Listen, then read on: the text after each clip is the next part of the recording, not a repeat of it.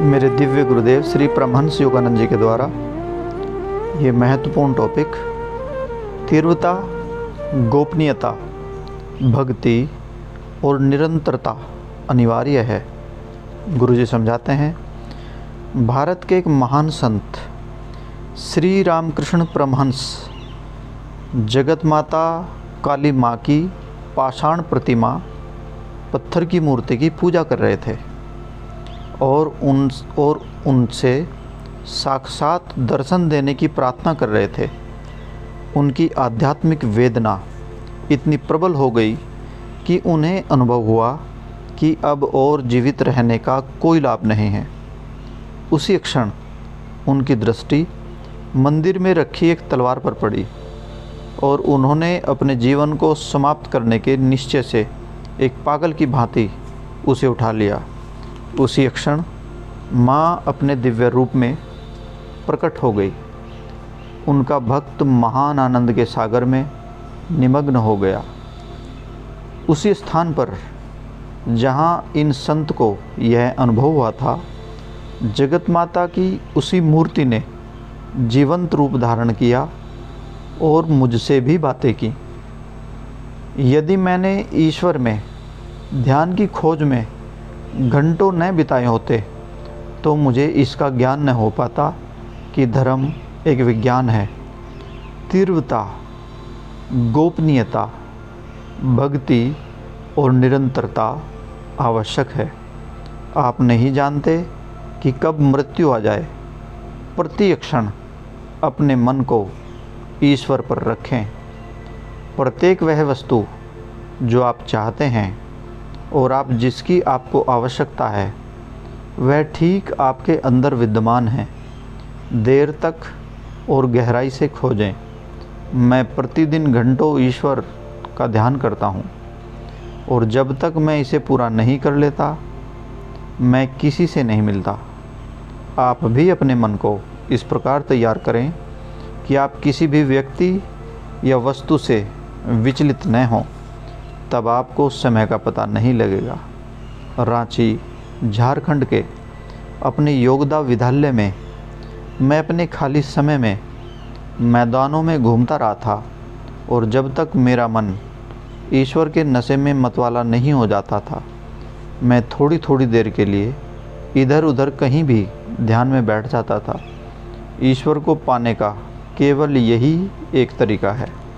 अपना समय नष्ट न करें। जब आप ईश्वरीय चेतना में रहने में सक्षम हो जाएंगे तो 4 से 6 घंटे की निद्रा आपके लिए पर्याप्त होगी। आप कभी भी थकान या निद्रा का अभाव अनुभव नहीं करेंगे। निद्रा और भोजन दोनों मेरे नियंत्रण में हैं। मेरे पास कुछ अनंतता से भी अधिक है और प्रभु ने यह प्रमाणित कर दिया है कि जब वे मेरे साथ होते हैं तो समस्त जीवन की आवश्यकताएं अनावश्यक बन जाती है।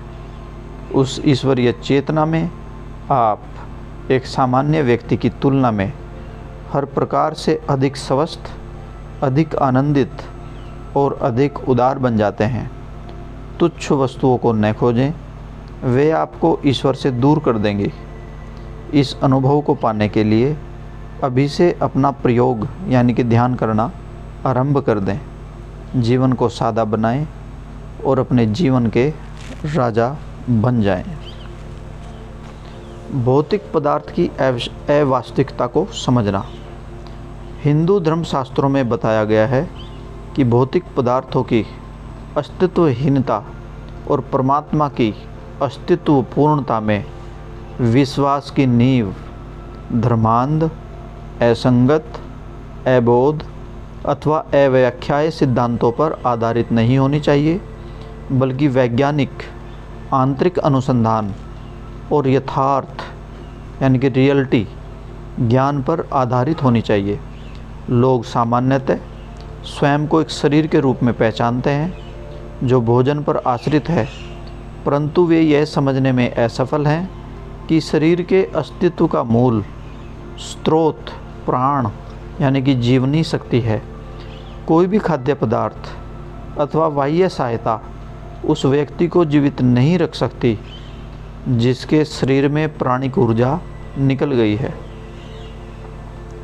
मनुष्य के भौतिक तन और अभौतिक मन के बीच की कड़ी प्राण है। प्राचीन हिंदू संतों ने प्राण की विद्यमानता की खोज और प्राणायाम अर्थात जीवन शक्ति नियंत्रण के विज्ञान को सूत्रबद्ध किया है, एक दूसरे से संबंधित किया है। शब्द ब्रह्मांडीय कंपन है। ईश्वर का मुख मस्तिष्क के पीछे भाग में मेरु शीर्ष, जिसको मेडुला ओब्लांगाटा कहते हैं, है, जो नोकदार होकर मेरुदंडीय रज्जु यानी कि स्पाइनल कॉर्ड से अंदर जाता है। यह मानवीय शरीर में अति महत्वपूर्ण स्थान शब्द अथवा ओम ब्रह्मांडीय कंपन ऊर्जा के लिए दिव्य प्रवेश द्वार यानी कि ईश्वर का मुख है, जिसके सहारे हमारा मानव जीवन जीवित रहता है। यानी कि जहाँ पर हमारी रीढ़ की हड्डी सिर पे मिलती है, सिर तक मिलती है, ये जो स्थान है, यहाँ से ब्रह्मांडीय ध्वनि यानी कि ओम यानी कि जीवनी शक्ति यानी कि प्राण हमारे शरीर में अंदर प्रवाहित होता है। यही वो स्थान है जहाँ से ईश्वर हमें जीवन की शक्ति का स्रोत यानी कि प्राण यानी कि ओम की ध्वनि हमारे जीवन के तत्व के रूप में यानी कि प्राण के रूप में हमारे शरीर में प्रवेश करते हैं और हमारे जीवन को, हमारे शरीर को स्थायी बनाए रखते हैं। जो लोग कदापि उपवास नहीं रखते, वे अपने अनुभव से यह नहीं जानते कि मनुष्य केवल ईश्वर के शब्द यानी कि ओम के सहारे जीवित रह सकता है।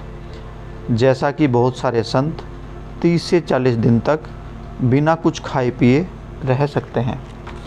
एक सप्ताह के उपवास की आरंभिक अवस्थाओं में भूख विद्यमान रहती है, परंतु जैसे जैसे दिन बीतते जाते हैं कम भूख और स्वतंत्रता का आभास स्पष्ट रूप से अनुभव होने लगता है। क्यों? क्योंकि शरीर के लिए स्थूल आहार यानी कि खाना न मिलने से उसको सूक्ष्म आहार अर्थात जीवन की शक्ति यानी कि प्राण पर निर्भर रहने के लिए बाध्य होना पड़ता है। मनुष्य की इच्छा शक्ति ऊर्जा की महान उत्पादक है। इच्छा शक्ति, इच्छा की शक्ति और अपनी तत्परता के द्वारा व्यक्ति आंतरिक शक्ति के असीम भंडार से ऊर्जा को शीघ्रता से पाने में सक्षम हो जाता है। जो व्यक्ति अपने दैनिक कार्य को पूरा करने के लिए अनिच्छुक रहता है यानी कि अधूरे मन से काम करता है, वह ऊर्जा की कमी को यानी कि अपने अंदर जीवनी शक्ति की कमी को अनुभव करता है। पर जो व्यक्ति स्वेच्छा से पूर्ण इच्छा के साथ कठोर परिश्रम करता है, ब्रह्मांडीय प्रवाह यानी कि प्राणों की शक्ति से उसे शरीर एवं मानसिक रूप से वहन कर लेता है, यानी कि बड़े आराम से कार्य को पूर्ण कर लेता है। जो इच्छा की शक्ति से जीवन निर्वाह की आध्यात्मिक विधियों को सीखता और व्यवहार में लाता है, वह जीवन ऊर्जा के अनंत स्रोत को चेतन रूप से समझते हुए उपयोग करके शरीर की अनेक सीमाओं से मुक्त हो जाता है। हिंदू संत और योगीजन कहते हैं कि पदार्थ मानस विचारों का साकार रूप है, कि कोई भी पदार्थ ईश्वर या मानसिक विचारों का घनीभूत साकार रूप ही है।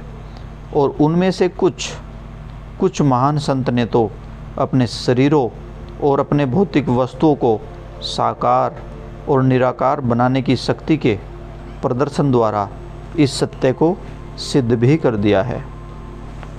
जय गुरु जी।